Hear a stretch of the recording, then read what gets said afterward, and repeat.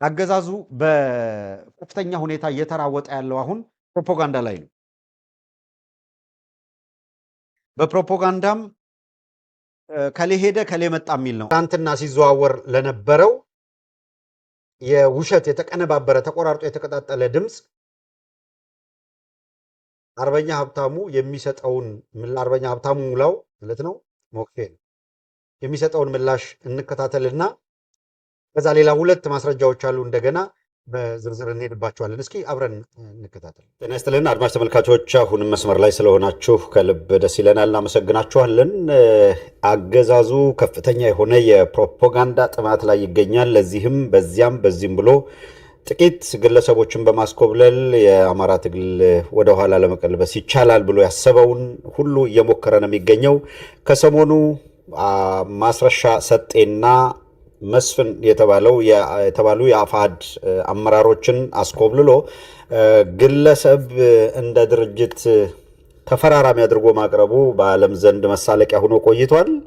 የአምስተኛ ረድፍ የሚባለው የብአዴን ክፍል በድርጅት ውስጥ ከፍተኛ እንቅስቃሴ ሲያደርግ እንደነበረ በስፋት ስናጋለጥ መቆየታችንም የሚታወቅ ነው። ይሄ ዘርፍ እየተጋለጠ ሲሄድ ከድርጅቱ እየተነቀለ ጓዙን ጠቅልሎ ወደ አገዛዙ እየሄደ ነው። ይህም በትግሉ ሂደት መጥራት እያስከተለ እንደሆነ ይስተዋላል። የሆነ ሆኖ አገዛዙ ተሳክቶለት ከወሰደው ባሻገር ቆርጦ በመቀጠል የድምፅ ቅንብር በመስራት እነከሌ ኮበለሉ የሚል ፕሮፓጋንዳ ጀምሯል። በትላንትናው ዕለትም ከጎንደር አካባቢ ከፍተኛ አመራሮች ለመኮብለል ዝግጅታቸው መጨረሳቸውን የሚያሳይ ንግግር አገኘው በሚል አገዛዙ ያሰራጨው ድምፅ ነበረ። ይህን ተከትሎ ወደ ድምፃቸው ወደ ተካተቱ አመራሮች ደውለን ነበረ። ከአመራሮቹ መካከል አንደኛው መስመር ላይ ያለ አድማጮች በቀጥታ አገዛዙ ምን እያደረገ ነው የሚለውን ጥያቄ አቅርበን ምላሽ እንዲሰጠን ጠየቅን። ፈቃደኛ ሆኖ ተገኝቷል። ከልብ እናመሰግናለን። መስመር ላይ ያለው ሻለቃ አርበኛ ሀብታሙ ሙላው ነው። ሻለቃ አርበኛ ሀብታሙ ሙላው የጎንደር ጠቅላይ ግዛት እዝ የጽህፈት ቤት ኃላፊና የመይሳው ጋፋት ክፍለ ጦር አዛዥ ወይም ሰብሳቢ ነው።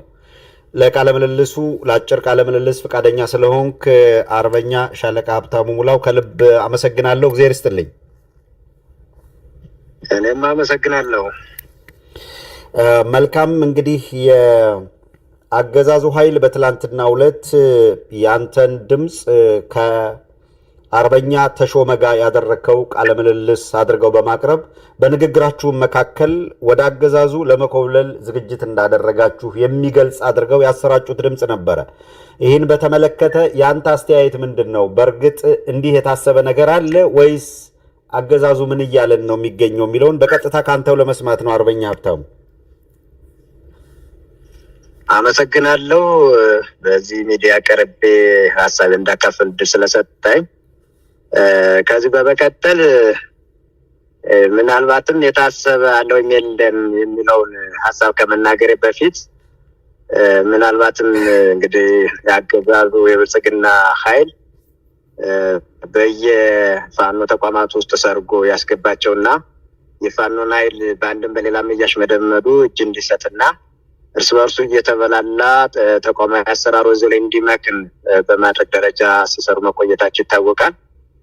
ይህን ተልዕኮ የተሰጣቸውን ግለሰቦች ግን በዚህ ልክ እንኳንስ የተቆራረጠና የተቀጣጠለ ወይስ ሪከርድ ይቅርና ሙሉ በሙሉ የሚያወሩትን መረጃ አውጥተውም አይታወቅም።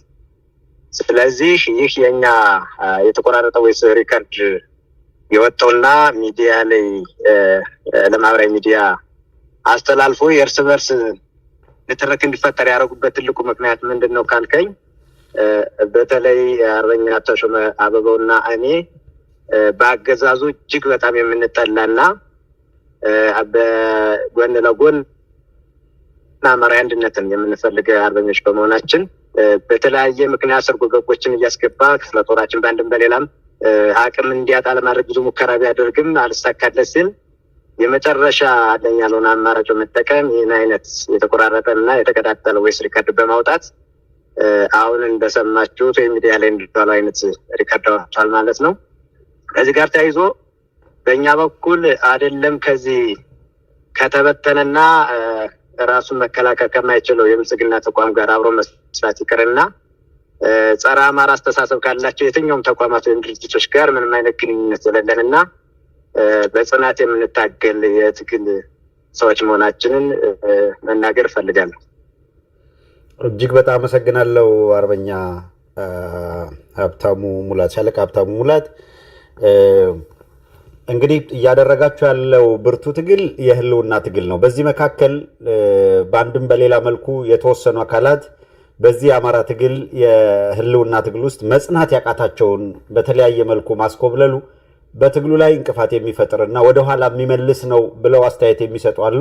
በእናንተ ግምገማ፣ በእናንተ እይታ የነዚህ አካላት ወደ አገዛዙ መኮብለል፣ ምክንያቱም በዛሬው ዕለት ከአፋሕድ የአማራ ፋኖ ህዝባዊ ድርጅት የወሎ ጠቅላይ ግዛት እዝ አመራሮች መካከል ወደ 5 የሚጠጉ አመራሮችን አስኮብልያለሁ እያለ ነው አገዛዙና የነዚህ አካላት መሄድ በድርጅት ውስጥ ጥራት እያመጣ ወይስ ትግሉን ወደ ኋላ እየጎተተ ነው?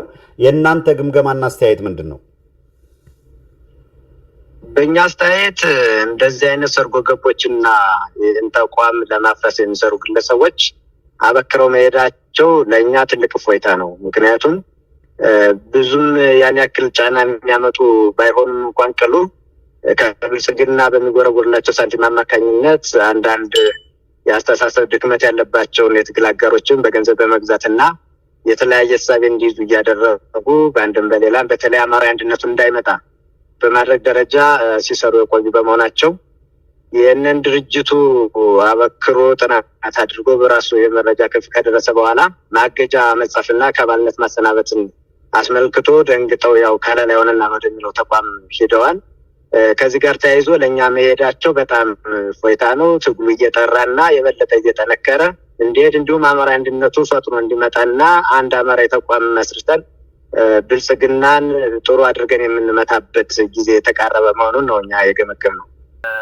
ስርዓቱ የመጨረሻውን ተዳርሷል። ጩኸቱ ብቻ ነው የቀረው። እያላዘነ ነው የሚገኘው። የሚገርመው እንኳን ኤዲት ማድረግ የማይችል